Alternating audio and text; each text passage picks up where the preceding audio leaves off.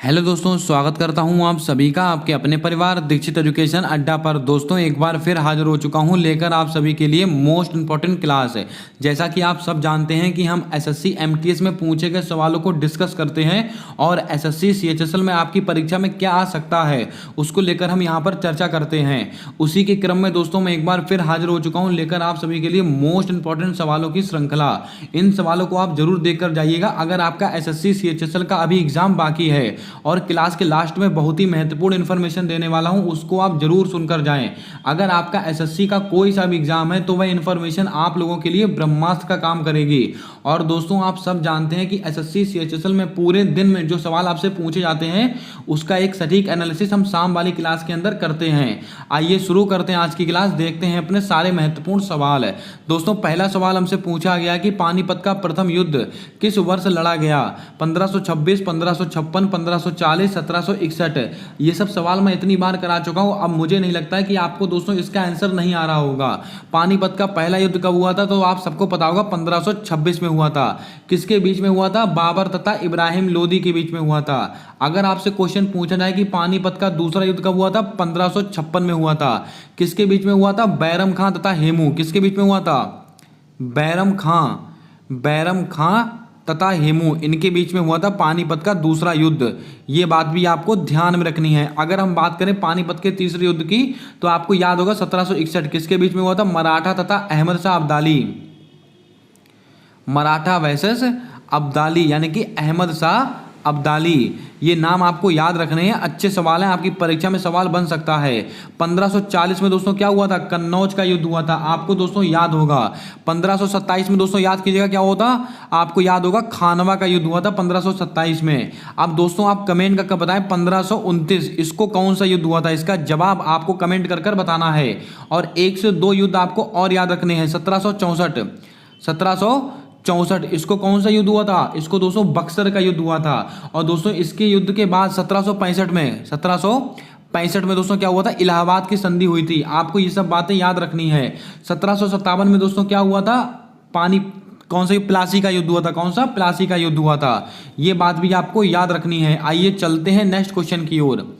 हमारा next question पूछा गया कि कुमारगुप्त के पिता का क्या नाम था? विष्णुगुप्त, समुद्रगुप्त, चंद्रगुप्त द्वितीय, चंद्रगुप्त प्रथम। ये सवाल आपकी एसएससी एमटीएस की परीक्षा में सवाल पूछा गया है, दोबारा रिपीट हो सकता है। दोस्तों कुमारगुप्त के पिता का क्या नाम था? तो आपको याद रखना है चंद्रगुप्त द्वितीय। आपका ऑप्शन नंबर सी बिल्कुल राइट आंसर हो जाएगा। इसको आप ध्यान में रखेंगे, अच्छा सवाल है। अब दोस्तों आपको याद आ रहा होगा नालंदा विश्वविद्यालय, इसकी स्थापना किसने कराई थी? कुमारगुप्त ने कराई थी नालंदा विश्वविद्यालय की स्थापना। इसको भी आप याद रखेंगे। अब दोस्तों आपको याद रखना है भारत का नेपोलियन। अगर आपसे पूछा जाए भारत का नेपोलियन किसको कहा जाता है? इसका जवाब जल्दी से कमेंट कर आपको बताना है। जितने सवाल मैं आपसे कमेंट करने के लिए कह रहा हूं उतने जवाब दोस्तों आपको कमेंट में छाप कर देने हैं। आइए चलते हैं नेक्स्ट क्वेश्चन की ओर। हमारा अगला क्वेश्चन पूछा गया कि अली अकबर खान का संबंध किस वाद्य यंत्र से है? यह एक ऐसा नाम है जो हर परीक्षा में आपसे पूछा ही जाता है। 3 से 4 नाम जो आपको याद रखने हैं आने वाली सारी परीक्षाओं को ध्यान में रखते हुए अगर आप एसएससी का एग्जाम दे रहे हैं। अली अकबर खान, इनका संबंध किससे है? तो मैंने आपको कई बार बताया है, ये दोस्तों सरोद वादक हैं। कौन है? सरोद वादक। अली अकबर खान, अमजद अली खान, इसको आप लिख लें, अमजद अली खान, अली अकबर खान, अमजद अली खान। और दोस्तों और कौन है? विश्वजीत राय चौधरी। कौन है?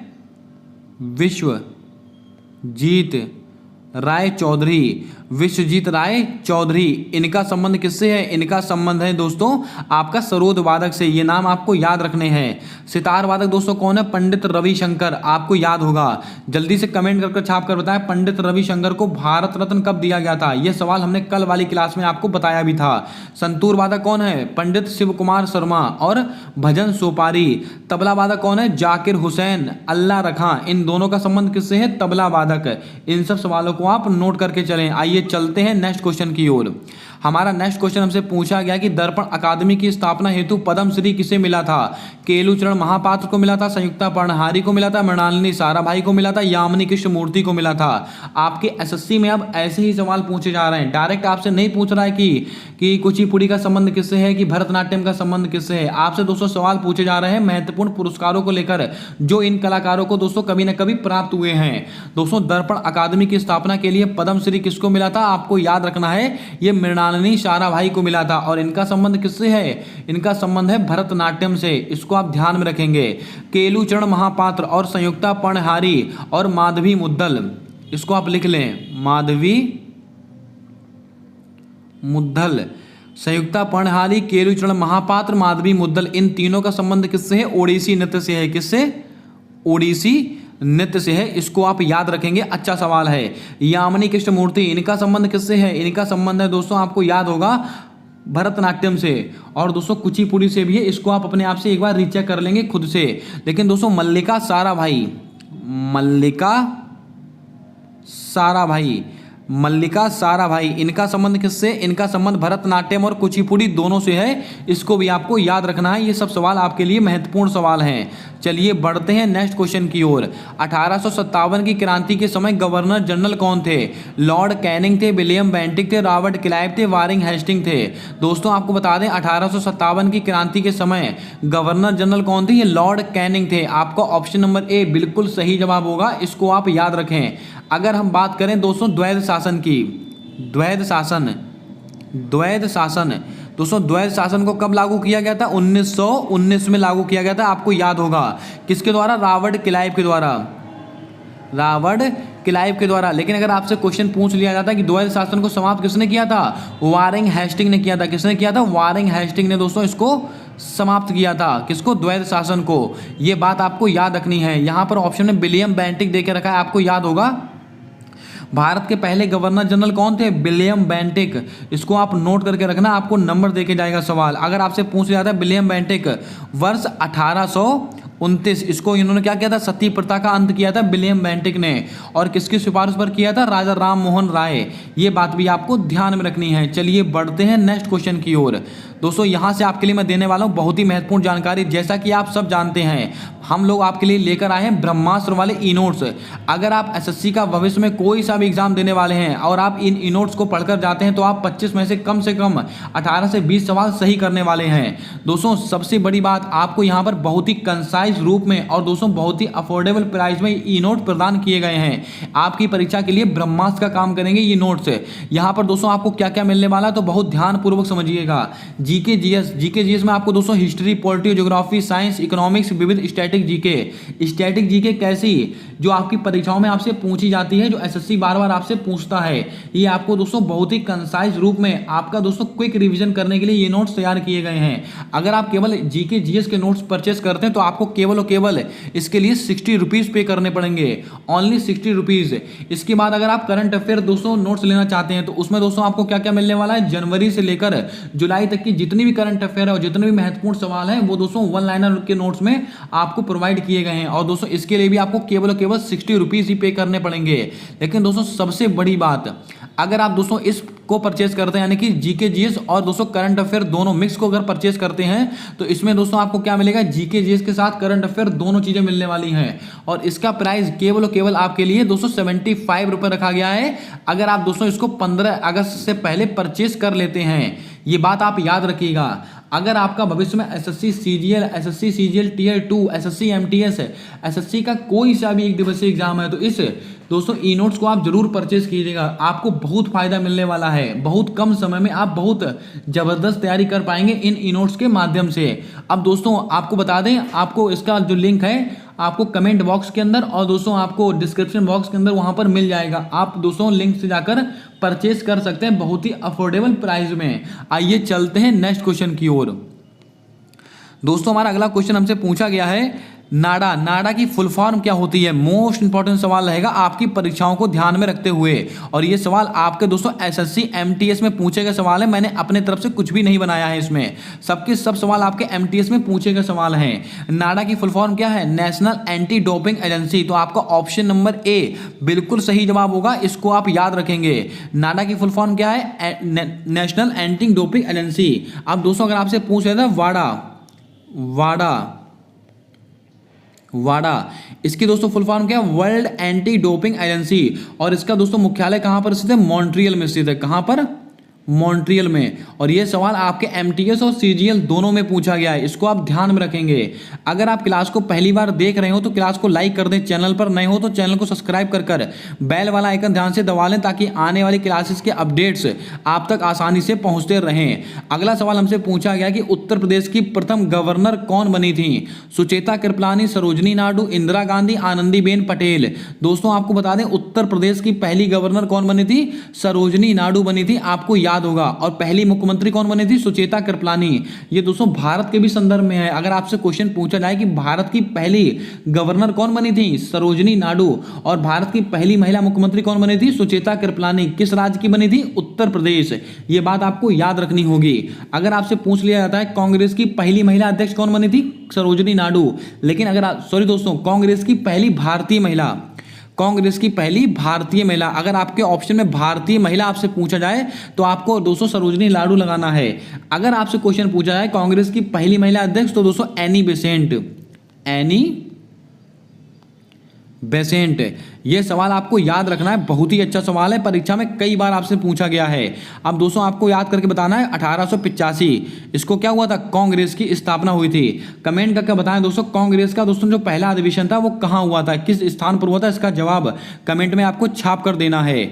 चलिए बढ़ते हैं नेक्स्ट क्वेश्चन की ओर। भारत में साक्षरता मिशन की शुरुआत कब हुई थी? 1975, 1985, 1987, 1988। दोस्तों आपको याद होगा भारत में साक्षरता मिशन, इसकी शुरुआत कब हुई थी? वर्ष 1988 में। आपका ऑप्शन नंबर डी बिल्कुल सही जवाब होगा, इसको आप ध्यान में रखें। दोस्तों आपको याद होगा साक्षरता मिशन, इसकी शुरुआत कब हुई थी? 1988 में। 15 वर्ष से अधिक जो दोस्तों 15 वर्ष से अधिक उम्र के जो लोग हैं उनको दोस्तों साक्षर करना इस दोस्तों मिशन का उद्देश्य था। और आई थिंक 1037 करोड़ रुपए, 1037 करोड़ रुपए इसके लिए दोस्तों आवंटित किए गए थे। इसको आप अपने आप से एक बार जरूर रीचेक कर लेंगे। अगर आपसे क्वेश्चन पूछा जाए कि भारत में साक्षरता मिशन की शुरुआत कब हुई थी? 1988 में। अब दोस्तों आपको याद होगा साक्षरता दिवस कब मनाते हैं? साक्षरता दिवस आपको याद होगा 8 सितंबर, लिटरेसी डे 8 सितंबर को मनाते हैं साक्षरता दिवस, इसको भी आप याद रखें। चलिए बढ़ते हैं नेक्स्ट क्वेश्चन की ओर। वर्तमान समय में एसएससी के अध्यक्ष कौन बने हैं? डॉक्टर मनोज सोनी, एस किशोर, बीवीआर सुब्रमण्यम, तपन कुमार डेका। दोस्तों आपको बता दें वर्तमान समय में एसएससी, इसके दोस्तों हेड कौन हैं? ये एस किशोर बनाए गए हैं। आपका ऑप्शन नंबर बी बिल्कुल सही जवाब होगा, इसको आप याद रखें। अगर आपसे पूछ लिया जाता है डॉक्टर मनोज सोनी ये कौन है? यूपीएससी के वर्तमान में चेयरमैन कौन है? डॉक्टर मनोज सोनी। आपको याद होगा यूपीएससी आर्टिकल 315 में इसका उल्लेख किया गया है। अगर आपसे पूछा जाए यूपीएससी का उल्लेख कौन से आर्टिकल में? आर्टिकल नंबर 315 है। और यूपीएससी दोस्तों कौन से भाग में इसका उल्लेख है? यूपीएससी हो गया, स्टेट पीसी हो गया, भाग 14। अगर आपसे क्वेश्चन पूछा जाए परीक्षा में कि स्टेट पीसीएस, यूपीएससी इन सब का उल्लेख कौन से भाग में? भाग नंबर 14 में है, इसको आप याद रखेंगे। और वर्तमान में इसके हेड कौन है? एस किशोर हैं। दोस्तों भारत में सिविल सेवा का जनक किसको कहते हैं? कॉर्नवालिस को कहते हैं। किसको? कॉर्नवालिस को कहते हैं। ये बात भी आपको याद रखनी है। वीवीआर सुब्रमण्यम, आपको याद आ रहा होगा नीति आयोग, नीति आयोग के वर्तमान में सीईओ यानी कि कार्यकारी अधिकारी कौन है? वीवीआर सुब्रमण्यम। अगर आपसे पूछा जाए तपन कुमार डेका, ये दोस्तों कौन है? आईबी इंटेलिजेंस ब्यूरो के वर्तमान में महानिदेशक कौन बने हैं? तपन कुमार डेका। ये सारे नाम हमारे लिए महत्वपूर्ण थे, हमने सारे डिस्कस कर लिए। चलिए बढ़ते हैं नेक्स्ट क्वेश्चन की ओर। गणेश रथ मंदिर किस राज्य में स्थित है? केरल, तमिलनाडु, तेलंगाना, कर्नाटक। दोस्तों गणेश रथ मंदिर ये किस राज्य में स्थित है? ये दोस्तों तमिलनाडु में स्थित है। आपका ऑप्शन नंबर बी बिल्कुल राइट आंसर होगा, इसको आप याद रखें। अब दोस्तों बात करते कुछ महत्वपूर्ण फैक्ट को लेकर। अगर आपसे पूछा जाए बृहदेश्वर मंदिर, बृहदेश्वर मंदिर है दोस्तों, बृहदेश्वर मंदिर कहां पर स्थित? तंजावुर तमिलनाडु में स्थित है। और किस वंश के शासक ने बनवाया था? चोल वंश के, चोल वंश के शासक ने बनवाया था। और किसने बनवाया था? राजराज प्रथम, राजराज प्रथम इन्होंने बनवाया था बृहदेश्वर मंदिर। ये बात आप याद रखें, परीक्षा में मोस्ट रिपीटेड सवाल बना है। अगर आपसे पूछा जाए केरल, केरल में दोस्तों कौन सा मंदिर है? सबरीमाला मंदिर। अगर आपसे क्वेश्चन पूछा जाए कि सबरीमाला मंदिर किस राज्य में स्थित है? केरल में। और यहाँ पर कौन सा फेस्टिवल मनाते हैं? मकर विलक्कू त्योहार है, इसको भी आप याद रखें। तेलंगाना में दोस्तों कौन सा मंदिर स्थित है? रमप्पा मंदिर। रमप्पा मंदिर कहाँ पर स्थित है? तेलंगाना में स्थित है। और दोस्तों आपको याद होगा भारत का 39वां विश्व धरोहर कौन सी है? दोस्तों ये तेलंगाना का रमप्पा मंदिर। 40वां कौन सा है? धौलावीरा, आपको याद होगा। अब बात करते हैं दोस्तों, आपको कमेंट करके बताना है असम का। असम में दोस्तों एक मंदिर है कामाख्या माता मंदिर, वहां पर कौन सा फेस्टिवल दोस्तों सेलिब्रेट करते हैं? इसका जवाब आपको कमेंट कर देना है। चलिए बढ़ते हैं नेक्स्ट क्वेश्चन की ओर। दोस्तों क्लास को अंत तक वॉच करें, बहुत ही महत्वपूर्ण क्लास है आपकी परीक्षा को ध्यान में रखते हुए। अगला क्वेश्चन पूछा गया कि डीप ओशन मिशन किस मंत्रालय के द्वारा शुरू किया गया? कृषि एवं कल्याण मंत्रालय, पृथ्वी एवं विज्ञान मंत्रालय, सामाजिक अधिकारिता न्याय मंत्रालय, परिवहन एवं कल्याण मंत्रालय। दोस्तों आपको बता दें डीप ओशन मिशन ये किसके द्वारा शुरू किया गया? पृथ्वी एवं विज्ञान मंत्रालय। आपका ऑप्शन नंबर बी बिल्कुल सही जवाब होगा। और दोस्तों इसमें क्या होता है, जो ओशन है उसके नीचे की दोस्तों सारी जानकारी को कलेक्ट करने के लिए दोस्तों ये मिशन शुरुआत की गई। और दोस्तों इसके लिए एक वाहन तैयार किया गया था, उसका नाम था मत्स्य। वाहन का नाम क्या था? मत्स्य। ये बात आप याद रखें, आपकी परीक्षा में ये सवाल जरूर आपसे पूछा जाएगा कि दोस्तों वाहन कौन सा है? मत्स्य। आइए चलते हैं नेक्स्ट क्वेश्चन की ओर। अगला क्वेश्चन हमसे पूछा गया है कि बदरुद्दीन तैयब कांग्रेस के अध्यक्ष कब बने? दोस्तों कांग्रेस के पहले अध्यक्ष, पहले मुस्लिम अध्यक्ष कौन बने थे? बदरुद्दीन तैयब। तो अपने आप में ये भी एक बहुत ही महत्वपूर्ण सवाल है, तो आपसे पूछा जाएगा कि कांग्रेस के पहले मुस्लिम अध्यक्ष कौन बने थे? बदरुद्दीन तैयब। लेकिन कब बने थे? यानी कि दोस्तों इन्होंने कांग्रेस की अध्यक्षता कब की थी? 1885 में, 1887 में, 1888 में, 1889 में। दोस्तों आपको बता दें बदरुद्दीन तैयब कांग्रेस के अध्यक्ष कब बने थे? तो आपको नोट करके रखना है 1886 में, सॉरी दोस्तों 1887 में। आपका ऑप्शन नंबर सी बिल्कुल सही जवाब होगा, इसको आप ध्यान में रखें। और दोस्तों कहां से बने थे? मद्रास। मद्रास। अगर आपसे क्वेश्चन पूछा जाए कांग्रेस का दोस्तों जो तीसरा अधिवेशन था, यानी कि जो 1887 का अधिवेशन था, तो दोस्तों कहां पे हुआ था? मद्रास में हुआ था। दूसरा वाला दोस्तों कहां हुआ था? 1886 में। दूसरा वाला कहां हुआ था? कोलकाता में। कोलकाता में हुआ था। और इसकी अध्यक्षता दोस्तों किसने की थी? दादा भाई नौरोजी, आपको याद होगा। और पहला वाला अधिवेशन तो बच्चे को पता है दोस्तों कहां पर हुआ था? बॉम्बे में हुआ था। और किसके द्वारा किया गया था दोस्तों? व्योमेश चंद्र बनर्जी। और दोस्तों इस बात को आप याद कर लें। और उसके सचिव कौन थे? एओ ह्यूम। ये बात भी आपको याद रखनी है। चलिए बढ़ते हैं नेक्स्ट क्वेश्चन की ओर। अगला क्वेश्चन हमसे पूछा गया कि निम्नलिखित में से कौन सा नृत्य राजस्थान से संबंधित है? घूमर, कालबेलिया, गणगौर, उपरोक्त सभी। आपको याद रखना है ये दोस्तों घूमर नृत्य हो गया, कालबेलिया हो गया, गणगौर हो गया और दोस्तों गरवी हो गया, ये सबके सब कहां के? राजस्थान के। हम कई बार डिस्कस कर चुके हैं। अगला क्वेश्चन है कि निम्नलिखित में से ऑस्ट्रेलिया की राजधानी कौन सी है? ओटावा, कैनबरा, अंकारा, दमिश्क। यहां पर दो ऑप्शन हमारे लिए बहुत ही महत्वपूर्ण है, इनको हम चर्चा करेंगे। दोस्तों ऑस्ट्रेलिया की राजधानी कौन सी है? तो आपको दोस्तों याद रखना है ये दोस्तों कैनबरा है। आपका ऑप्शन नंबर बी बिल्कुल सही जवाब होगा, इसको आप याद रखें। ओटावा यह किसकी राजधानी है? कनाडा की राजधानी है। ये दोस्तों वो राजधानियां हैं जो आपकी परीक्षाओं में पूछी जाती है, इसीलिए मैंने इसको यहां पर कवर किया है। अंकारा ये दोस्तों तुर्की की राजधानी है। और तुर्की हमारे लिए क्यों महत्वपूर्ण है? आपको याद होगा तुर्की का नया नाम क्या हो चुका? तुर्की है। और तुर्की और सीरिया में अभी हाल ही में दोस्तों बहुत ही जबरदस्त तरीके से भूकंप आया था। और तुर्की की मदद करने के लिए भारत ने कौन सा ऑपरेशन चलाया था? ऑपरेशन दोस्त। ऑपरेशन दोस्त चलाया था। ये बात आपके लिए याद है, याद रखना पड़ेगा, बहुत ही महत्वपूर्ण सवाल है। और तुर्की की राजधानी इस्तांबुल मत लगाकर आइएगा, तुर्की की राजधानी है अंकारा। और दोस्तों अनातोलिया का पठार ये कहां पर स्थित है? ये तुर्की में ही स्थित है, इसको भी आप थोड़ा याद रखें। इसको दोस्तों एशिया माइनर का पठार भी बोलते हैं। अगर आपके ऑप्शन में एशिया माइनर का पठार या अनातोलिया का पठार पूछे तो आपको ऑप्शन में तुर्की लगाना है। दमिश्क ये किसकी राजधानी है? Syria.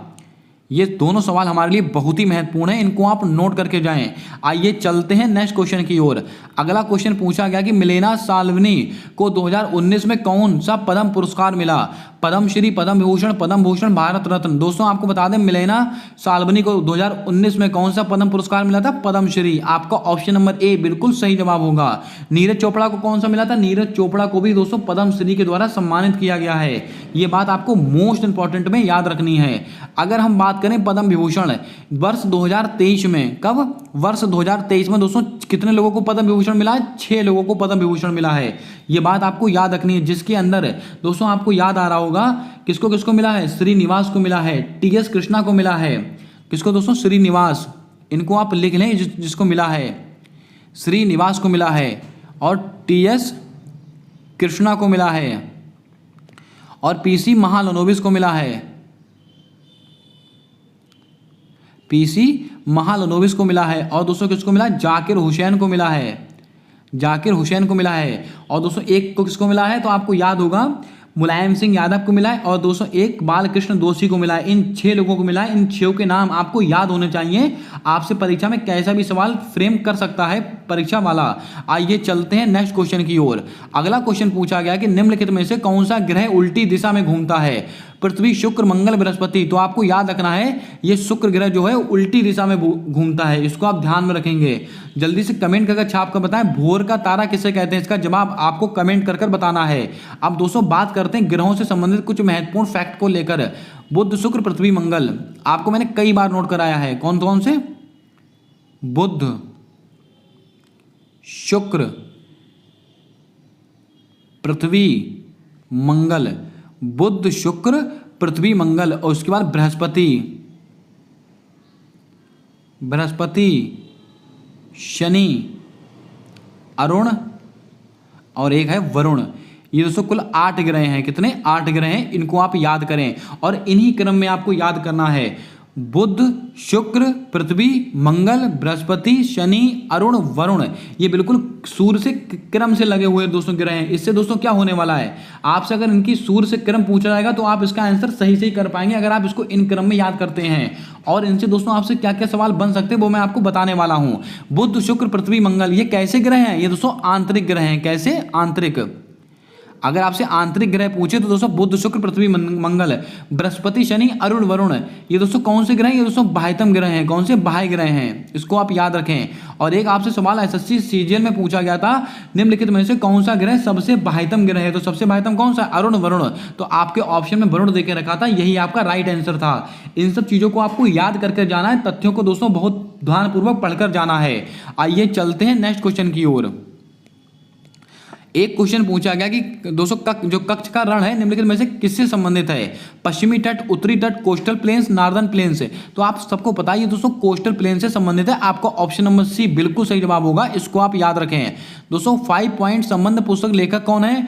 Ruskin bond, Shashi Tharoor, Chetan Bhagat, Arvind Ghosh. तो आपको याद रखना है शशि थरूर, माफ कीजिए तो चेतन भगत, चेतन भगत इसका राइट आंसर होगा। ऑप्शन नंबर सी बिल्कुल इसका सही जवाब होगा। इसको आप ध्यान में रखें।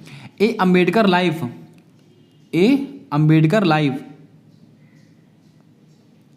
ए अंबेडकर लाइफ ये किसकी पुस्तक है? ये शशि थरूर की पुस्तक है। इसको भी आपको याद रखना है।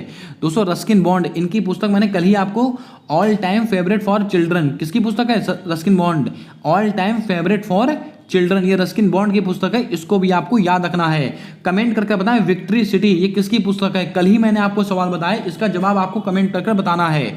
अरविंद घोष की पुस्तक कौन सी? लाइफ डिवाइन, आपको याद होगा। चलिए बढ़ते हैं नेक्स्ट क्वेश्चन की ओर। राज्यसभा का सभापति कौन होता है? दोस्तों आपको याद होगा राज्यसभा का सभापति कौन होता है? उपराष्ट्रपति। आपको ऑप्शन नंबर बी बिल्कुल सही जवाब होगा। आपको याद होगा उपराष्ट्रपति का उल्लेख कौन से आर्टिकल में? आर्टिकल नंबर 63 में है, यानी कि भारत का एक उपराष्ट्रपति होगा। अगर आपसे क्वेश्चन पूछा जाए उपराष्ट्रपति दोस्तों राज्यसभा का पदेन सभापति होगा, ये बात कौन से आर्टिकल में बोली गई है? Article number 64। ये हमारे लिए महत्वपूर्ण है, इसको आप बहुत ध्यानपूर्वक याद रखेंगे।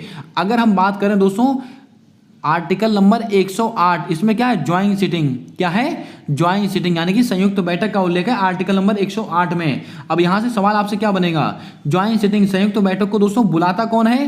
राष्ट्रपति। और इसकी अध्यक्षता कौन करता है? लोकसभा अध्यक्ष। इसमें भाग कौन नहीं लेता है? उपराष्ट्रपति भाग नहीं लेता है। ये तीनों सवाल आपको याद रखने, तीनों सवाल हमारे लिए बहुत ही महत्वपूर्ण सवाल हैं। चलिए बढ़ते हैं आज के अगले और अंतिम सवाल की ओर। उस्ताद अमजद अली खान इनका संबंध किससे है? तो मैंने अभी आपको बताया अली अकबर खान, अलाउद्दीन खान और दोस्तों विश्वजीत राय चौधरी, अमजद अली खान, इन सबका संबंध किससे है? सरोद वादक। आपका ऑप्शन नंबर सी बिल्कुल सही जवाब होगा। इसको आप याद रखेंगे। ये सब वो सवाल हैं जो आपकी परीक्षाओं में डेली आपसे पूछे जा रहे हैं। अगर आज की क्लास आपको पसंद आई है तो क्लास को लाइक कर दें। चैनल पर नए हो तो चैनल को सब्सक्राइब कर बेल वाला आइकन ध्यान से दबा लें, ताकि आने वाली क्लासेस के अपडेट्स आप तक आसानी से पहुंचते रहें। और आप सभी के लिए बहुत ही महत्वपूर्ण सूचना दोस्तों, अगर आप एसएससी एमटीएस है, एसएससी स्टेनोग्राफर है, सीपीओ, कोई सा भी अगर आप एक दिवसीय एग्जाम देने वाले हो भविष्य के अंदर है, तो आप दोस्तों जो ई नोट्स मैंने आपको बताई है उस पर दोस्तों जरूर विजिट करें। वो बहुत ही कंसाइज रूप में और बहुत ही दोस्तों आपको ऐसे समझ के मान के चलिएगा, आप 8 से 10 दिन में अपनी पूरी स्टैटिक जीके को दोस्तों मजबूत कर सकते हैं और 25 में से 15 से 20 सवाल आसानी से बना सकते हैं। और दोस्तों एक बहुत ही महत्वपूर्ण जानकारी मैं आपको दे दूं, जो क्लासेस मैं सुबह वाली अपलोड कर रहा हूं इनको मिस मत कीजिएगा। जितने भी एसएससी एमटीएस में सवाल पूछे गए हैं, सीजीएल में सवाल पूछे गए हैं, सीएचएसएल में सवाल पूछे गए हैं, सारे सवालों को दोस्तों मैं डेली 20-20 कर आपको कवर करा रहा हूं, आपको नोट करा रहा हूं, जो कि आपकी आने वाली परीक्षाओं के लिए बहुत ही हेल्पफुल होने वाले हैं। अगर आपको दोस्तों क्लास पसंद आई है तो क्लास को लाइक कर दें, चैनल पर नए हो तो चैनल को सब्सक्राइब कर बेल वाला आइकन ध्यान से दबा लें, ताकि आने वाली क्लासेस के अपडेट्स आप तक आसानी से पहुंचते रहें। मिलते हैं आने वाली अगली क्लास के अंदर, तब तक के लिए जय हिंद, जय भारत दोस्तों। अपना सपोर्ट, अपना प्रेम हमारे यूट्यूब चैनल के साथ हमेशा यूं ही बनाकर रखिएगा।